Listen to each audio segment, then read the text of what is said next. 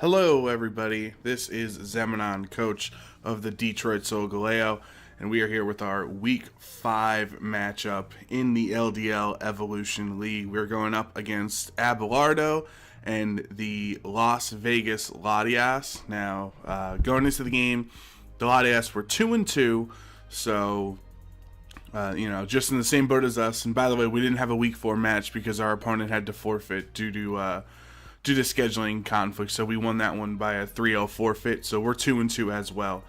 But I'll just read off his team real quick. We have a Blacephalon, Xurkitree, Araquanid, Chestnut, Alolan Sandslash, Aurorus, Mega Sharpedo, Conkeldurr, Haxorus, Gardevoir, and Guzzlord.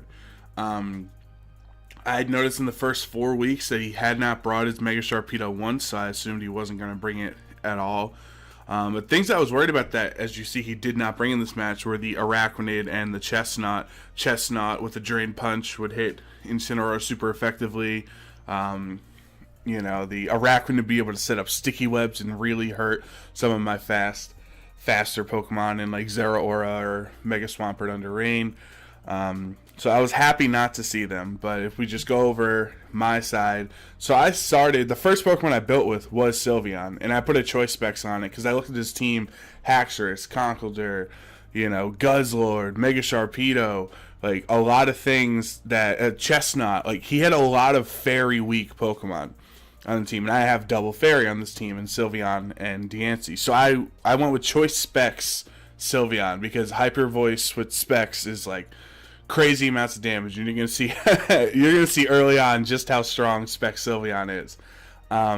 Incineroar is like basic pinch berry Incineroar that I've been using pretty often. It has actually not even worked out once so far this season. I've not been able to activate my berry every time I've had it, so that kind of stinks. Then I have like super bulky or defensively bulky Diancie. This is for the Sandslash with an Iron Head, Haxorus with Earthquake, things like that. Just want to be able to be as defensively bulky as possible with the Diancie this week. Then I have Life Orb Nidoking, nothing crazy there. Sash Pelipper, again, I wanted to go fast. He has Hail. I actually didn't know if he was going to bring it or not. I felt like it made sense if he would bring it just to counteract my Rain. But I think I wanted to go fast to try to outspeed the Sandslash if Hail wasn't up. I kind of regret it. I should have went bulky Pelipper and with maybe Damp Rock or something like that, and we'll see why I regret that. But and then of course Mega Swampert in the end is my last one, and very standard Swampert set. So let's get into the battle here. So you see he leads Haxorus. I was actually worried.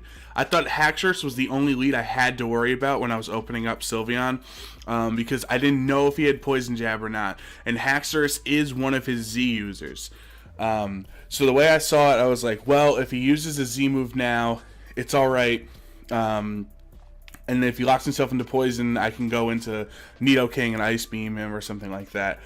So I was ready to sack off Sylveon turn 1 just to see what happened, but I thought Haxorus would have switched out, and I was so close to hitting Hidden Power Fire, and that would have been crazy, and it probably would have turned the game. Like, it probably would have changed it. Like, game 1, it would have been over, honestly. But look how strong Hyper Voice is into the resisted Alolan Sandslash. It did over half of its HP on that switch in. I almost had the guts. Like, I'm telling you, man, I was so close to hitting HP Fire. I'm like, Sandslash is coming in here, and it would have knocked it out, which would have changed a lot. But that's alright. He goes for the Iron Head as I switch in Incineroar. Obviously, he's going to switch it out here. He doesn't want to take a Flare Blitz. So I decide to knock off whatever is coming in on the switch in, which is the Aurorus. I'm going to be setting up the Snow, or the Hail, thanks to the Snow Warning ability. So he gets to knock it off. It does 50% to it. Reveals he has a Focus Sash, so it's probably faster. Really not there for, not a lot of bulk. He sets up Stealth Rocks here, which is fine, understandable. I'm not really going to have a chance to get rid of it, as Pelipper is my only defogger. But I knew a Flare Blitz would knock out the Auroras. So Incineroar is able to take down Auroras here, and Incineroar keeps up his streak of getting a knockout in every game so far. Now Haxorus switches in here, and obviously I can't take an Earthquake, but this is a really tough turn because I didn't want him to set up a Dragon Dance, but I didn't want to just stay in and eat an Earthquake at the same time, because if he sets up a Dragon Dance here like he does, you're going to see, I could have got some damage off, or I could have went for a knockoff trying to see his item, but next turn you're going to find out he actually is holding the Dragonium Z. So the knockoff wouldn't have done anything. Flare Blitz, I'm taking Recoil. Like, it was such a weird spot for me to be in. But now he reveals the Devastating Drake, which is obviously going to knock out the Pelipper at +1, even at neutral probably. And that's, that stinks for us, because I am not Damp Rock. And if I was Damp Rock, I could have played this game a lot differently. But now my rain is on a timer. Obviously, his hail is gone too. So it seems like crit did not matter there. Don't worry about it. Yeah, so like both of our weather setters are gone. And I did the calcs, and Swampert does not KO from full with the Ice Punch. But if I U-turned on Incineroar instead of switching out, I would have done enough so that Ice Punch would have knocked out the Haxorus. So this really sucks that I didn't do that. I knew I could live a +1 Earthquake, and I'd be able to knock it out with a Moonblast in return. But I could have just wrapped it up right there. Like switch in my Swampert, Ice Punch him. He's at like 85%. It guaranteed knocks it out. And then, I don't take all that damage on my Diancie here. Now this, I had no idea I was going to live the Mach Punch. I honestly didn't. I thought it's a neutral attack. Like, I thought I was going down. So I just clicked Stealth Rocks. And I should have clicked Moonblast. I don't know if I would have one-hit it. It probably would have, since he wasn't Assault Vest. He's Toxic Orb here. But now, I'm really sad to know that I lived the Mach Punch, and I could have just knocked him out with Moonblast. It really ultimately doesn't change too much, honestly, because the Diancie was still too low to bring back in anyway. Because of the Stealth Rocks on the field, and I had no way of getting rid of them. But the Sylveon, I just freely switched it in to Hyper Voice. The only thing it changes is I had to lock myself into Hyper Voice here. So let me get rid of Diancie, and then we got rid of the Haxorus earlier, right? Yep. Sorry, just going along with this, and now Conkeldurr is down. So the Sandslash switches in, and I was really hoping I could live an Earthquake. I knew it was coming, but I didn't want Swampert to take damage. I didn't want Nidoking to take super effective damage, and I didn't want him to hit the Sylveon. So I thought maybe he goes for an Iron Head again, but no. He learned his lesson from last time and will Earthquake and knock out the Incineroar. So just can't activate that berry. I don't know why I keep running Pinch Berry, because it has not worked out for us anytime. But now at this point, I know Mega Swampert is faster, and I can just Earthquake. All three of his Pokemon that he has remaining are weak to ground, so the Sandslash, Xurkitree, and Blacephalon. And all I had to hope for was for him to not have Energy Ball on Xurkitree, and then we're gonna be putting in work. Now I think obviously it makes a lot of sense for him to have the Energy Ball on his Xurkitree, since Swampert is such a big threat to it. And he reveals it right here. So there was nothing I could do, because Energy Ball was still a 2-hit KO on Nidoking on the switch-in. So he would have got 2 Energy Balls off before I even got an attack off, which would have been scary. Actually, now I think about it, I think Nidoking actually is just barely faster. So, depending on if he was timid or modest, I don't know what he was. I actually might have sped that following turn and could have went for the Earth Power. So that was probably a misplay on my end. But then he gets a critical hit into my Sylveon, and I knew I could live anything he went for. And then that was just a really tough play. Oh, sorry, I forgot to get rid of Swampert here. We'll get rid of the Xurkitree. Yeah, that just kind of hurt. And I don't know if he was choice locked. Like, maybe he's a choice Specs or choice Scarf.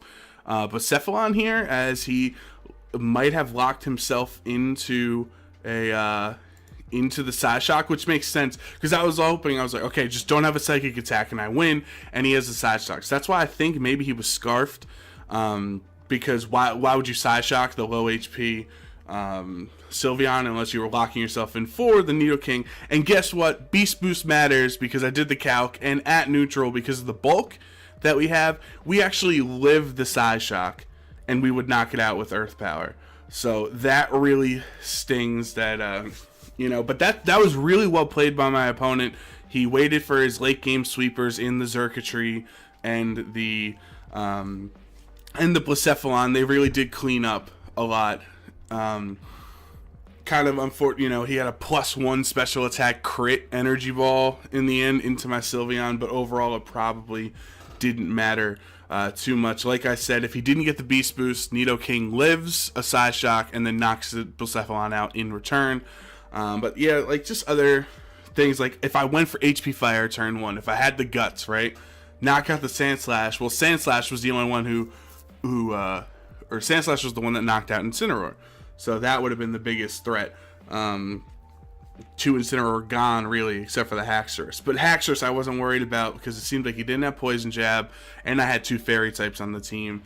Again, not knowing Conkeldurr's Mach Punch wouldn't knock me out, I was actually really surprised about that because I could have just went for the Moonblast, and then I might have been able to have my Sylveon lock into a different attack at that point. And then, of course, if I had 8 turns of rain instead of 5 with Pelipper, that also would have been a big difference in my opinion. So we lose this game. Oh, I turned the wrong one off. Blacephalon is the lone survivor. Sorry about that.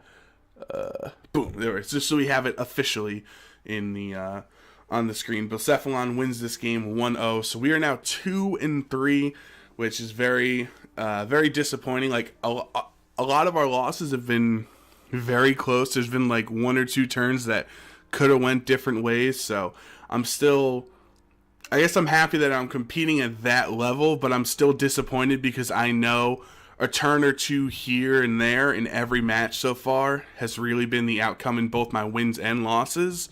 So I'm just, I guess I gotta see what I can do moving forward in the season, because we're 2-3 now, so it's gonna be an uphill climb. I think we have 12 weeks in this league, so gotta find a way in the second half of the season to get back. But I'm happy that the Choice Spec Sylveon did put in work. It got 2 knockouts, and as I said in the beginning of the season, Sylveon's my favorite evolution, so I'm happy to have it on the team and use its bulk, but use it more offensively in this set like this. So we'll see what happens next week and throughout the rest of the season. But for now, going to be signing off. Thank you so much for watching. If you are a fan of the LDL, make sure to subscribe to the channel so you can stay up to date on all of our weekly matches. You can follow me on Twitch or Twitter at Zemanon. You see right there on screen how to spell it. But for now, this is Zemanon and the Detroit Solgaleo signing off. We will see you next time.